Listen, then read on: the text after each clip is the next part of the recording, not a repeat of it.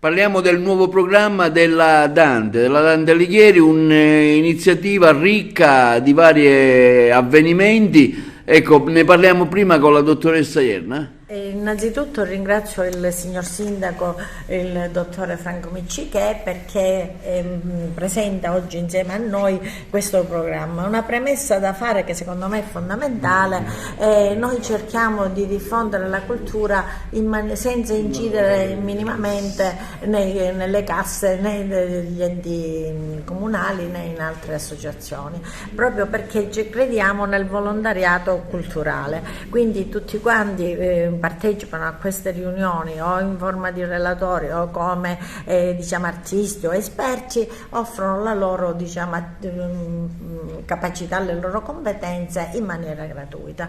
Siamo convinti che questo programma tende a valorizzare anche i nostri talenti. Noi abbiamo tantissimi talenti nella nostra provincia, e a valorizzare anche i luoghi, valorizzare la nostra storia, e tramite la Dante, proprio che ha anche una piattaforma Dante Global, tutto quello che noi facciamo viene conosciuto al di là dell'Italia, ma in tutto il mondo. Quindi anche un modo per pubblicizzare le ricchezze del nostro territorio. È un programma che parte dall'anno internazionale 2023 del dialogo e della pace, perché siamo convinti che il dialogo in tutte le varie forme, in tutti i vari contesti, sia la soluzione migliore per risolvere problematiche varie. È rivolto a tutti, ai giovani, anche ai turisti, agli stranieri che vengono qui, ma anche ai nostri cittadini, e verrà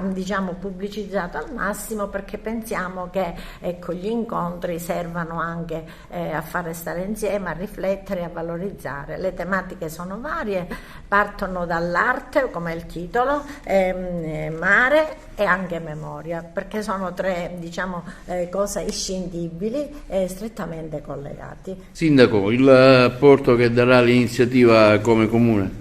Sì, io ringrazio comunque la dottoressa Ierna, la professoressa Ierna, perché anche quest'anno ha stilato un programma ricco. Si parla di arte, mare, memoria. Questo è l'anno internazionale del dialogo per la pace, e ringrazio veramente tutti i partecipanti perché, come diceva la professoressa, in maniera autonoma e anche in maniera gratuita vogliono contribuire a arricchire la cultura che stiamo portando avanti. Abbiamo candidato infatti Agrigento a capitale italiana della cultura 2025. Penso che questo sia un tassello fondamentale che si va a unire agli altri tasselli per raggiungere il goal finale di un'eventuale vittoria.